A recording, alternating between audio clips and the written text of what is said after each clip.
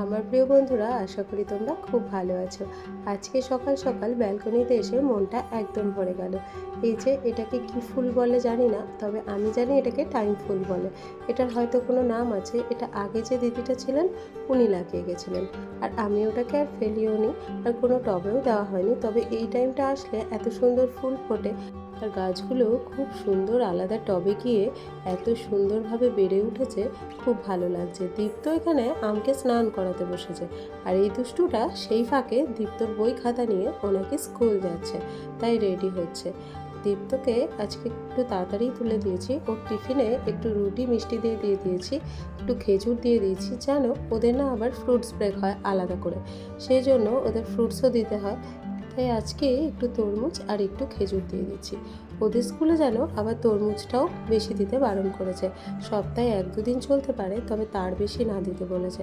এটা নাকি প্রচণ্ড বদহজম করে, তো সেই জন্য ওরা বাচ্চাদেরকে প্যারেন্টস মিটিংয়ে বারণই করে দিয়েছে। আর এই যে তোমাদের দাদা ওকে নিয়ে এখন স্কুলে দিতে যাচ্ছে। ওরা স্কুলে চলে গেছে, এবার আমি বাকি কাজগুলো ঘরে সেরে নিই। ওরা যতক্ষণ থাকে সকালের বাসি কাজগুলো তো আর হয় না, তাই ওরা যাওয়ার পরে ঘরদোরগুলো একটু ঝেড়ে টেড়ে নিয়ে সমস্ত কিছু একটু গুছিয়ে নেওয়া। রাত অবধি এগুলোর যা অবস্থা করে সেগুলো আর দেখার মতো থাকে না।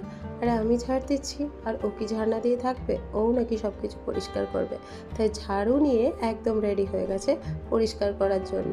আর পরিষ্কার করতে করতে ক্লান্ত হয়ে গেছে। ক্লান্ত হয়ে উনি এখন এভাবে শুয়ে পড়েছে। আমি ওকে বারবার বলছি, মাম্মা কি হয়েছে? বলছে, মাম্মা আমি একটু শোবো, আমার কষ্ট হচ্ছে। কি কষ্ট হচ্ছে সত্যিই জানি না। আর এখানে আমি চলে এসেছি এখন ঘরে। আর ঘরের এইগুলোকে একটু খুলে না দিলে সকাল সকালে যদি অন্ধকার করে রাখি একদম বিরক্ত লাগে। ড্রেসিং টেবিলটা একটু ঝেড়ে মুছে না নিলে ধুলো যেন রোজ দিন কোথা থেকে পড়তেই থাকে। যদিও রোজই পরিষ্কার করা হয়, তবুও যেন কোথা থেকে সব কিছু চলেই আসে।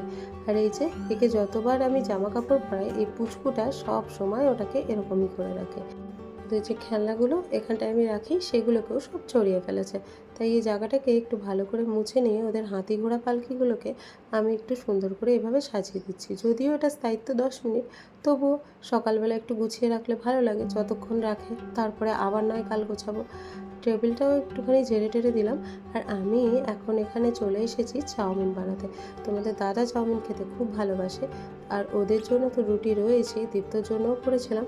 তাই পুচকুটার জন্য একেবারে করে নিয়েছি। ওকে আজকে দই রুটিই খাইয়ে দেবো। ওই যে, কেন রোজ দিন এত ঝাড়া মোছা করি কেন বলো তো? এত ধুলো ওড়ে, থাকি 3 তলার ওপরে, কিন্তু প্রচণ্ড পরিমাণে ধুলো উঠতে থাকে। আর এখন যেহেতু গরমকালে চারিদিকে লু বয়েছে, আর এখানে গরমটা এখন ধীরে ধীরে পড়তে শুরু করেছে। কলকাতায় তো শুনলাম খুব ঝড় বৃষ্টি হয়েছে, তোমরা একটু শান্তি পেয়েছো, কিন্তু এখানে ঝড় বৃষ্টি তো নেই, উল্টে গরমটা এখন ধীরে ধীরে বাড়ছে। আর সাথে প্রচণ্ড পরিমাণে লু বয়, আর তার সাথে ধুলোগুলো ঘরে ঢুকিয়ে দেয়। এই যে এইটাকে রোজ দিন ঝাড়ার সময় আমার এটাকে একটুখানি দুলিয়ে দিতে এত ভালো লাগে, জানি না কেন। আর ফ্রিজের ওপরটাও একটুখানি পরিষ্কার করে নিচ্ছি, যত ধুলো যেন ফ্রিজের ওপরে আর এই ফ্রিজের ওপরের গ্লাসটাতে লেগে থাকে। আর এইসব করতে করতে আমার চাউমিন দেখো একেবারে সিদ্ধ হয়ে গেছে। আমি তো ভুলেই গেছি যে এখানে আমি চাউমিন বসিয়ে গেছি। আমি ঝটপট করে আলুটা কেটে নিচ্ছি। আজকে একদম নর্মালি আমাদের মারা যে টিফিনে দিত ওরকমভাবে বানিয়ে নেবো। আমি কিন্তু বটিয়ে কাটতেই সব কিছু পছন্দ করি, যদিও ছুরি অনেকগুলোই রয়েছে। আগে ভালো লাগতো, এখন আর ভালো লাগে না। কিছুই করিনি জানো, ওই শুধু একটু জিরে ফোড়ন দিয়ে আর আলুগুলোকে ভেজে ব্যাস চাউমিনটা আমি বানিয়ে নিয়েছি। আমরাও খেয়ে নিচ্ছি, আর দুষ্টুটাকেও এই ফাঁকে খাইয়ে দিচ্ছি, নাহলে আবার অনেকটা সময় চলে যাবে। আজকে বানাবো সজনে ডাঁটা দিয়ে একটা তরকারি। গরমে অত পোস্ত টোস্ত দিয়ে ভালো লাগে না, আর এই জন্য আমি একটুখানি হালকা পাতলা ঝোলই করে নেবো। এখানে আমি আমগুলো দিয়ে একটু আম পোড়া শরবত বানাবো ভেবেছি, তো ওই পুড়িয়ে রেখে দিলাম, পরে যখন সময় পাবো বানিয়ে নেবো। পুচকুকে খাইয়ে দিয়েছি, আর যেহেতু শরীরটা ভালোই আছে, ও কিন্তু একলা একলাই খেলছে। আমি এই ফাঁকে রান্নাটা সেরে নিচ্ছি। একটুখানি বড়ি আগে ভেজে তুলে রেখেছি, আর এগুলোকে আমি একটু ভেজে নিচ্ছি। জয় গুরু, জয় গুরু, বন্দে পুরুষোত্তম।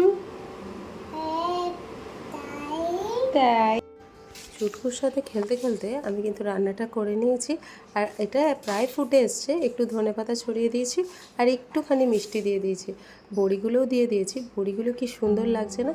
এগুলো কলকাতা থেকে নিয়ে এসেছিলাম। আর রান্নার সাথে সাথে পুচকুটার কথা প্রায় ভুলেই গেছিলাম। হঠাৎ মনে পড়লো, তাই দেখতে এসেছি যে কী করছে।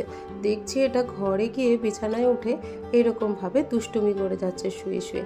ওর নাকি ঘুম পেয়েছে, কিন্তু কোনো অংশে মনে হচ্ছে ওর ঘুম পেয়েছে। আর তারপরে ওকে তাই জন্য আমি স্নানটা সারিয়ে নিলাম, নাহলে কখন ঘুমিয়ে যায়। ঘুমিয়ে গেলে তো আবার উঠে খাওয়ানোও মুশকিল হয়ে যাবে।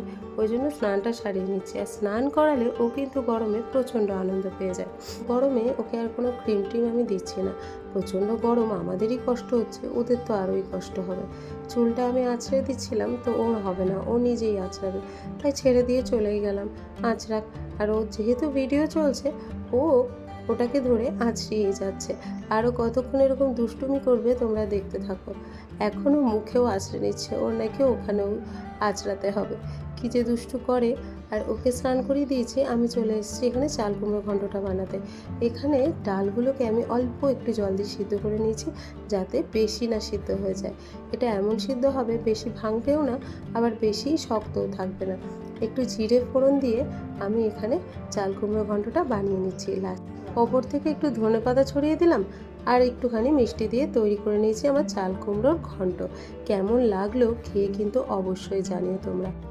ঝটপট করে আমিও স্নান সেরে পুজো দিয়ে নিয়েছি। দীপ্তিও এর মাঝখানে চলে এসেছিলো, ওকেও স্নান টান করিয়ে আমি বসিয়ে দিয়েছি খেলার জন্য। তারপর পুজোর কাজগুলো আমি সমস্তগুলো সেরে নিয়েছি। এখন 2:45 মতো বাজে, স্নান সেরে পুজো টুজো করে নিয়েছি। আর আজকে যেহেতু বৃহস্পতিবারের পুজো ছিল, অনেকটা কাজ ছিল, সেজন্য আর তোমাদের সাথে শেয়ার করা হয়নি। সমস্ত কিছু পরিষ্কার করে তবে আমি এসেছি। তারপরে পুচকুগুলোকে খাইয়ে নিয়ে তবে তোমাদের সাথে কথা বলতে চলে এসেছি। আশা করি ব্লগটা একটু হলেও ভালো লেগেছে। সো প্লিজ একটা লাইক করে দিও, আর আমার পাশে থেকো। আর তোমরা যদি চাও আমি ইউটিউবে একটা জায়গা করে নিই, প্লিজ একটা শেয়ার করে দিও। আজকে চলে আসবো আবার একটা নতুন ঝলমলে ব্লগ নিয়ে। আজকের জন্য এ পর্যন্তই। দেখা হচ্ছে আগামীকাল আর একটা নতুন ব্লগের সাথে।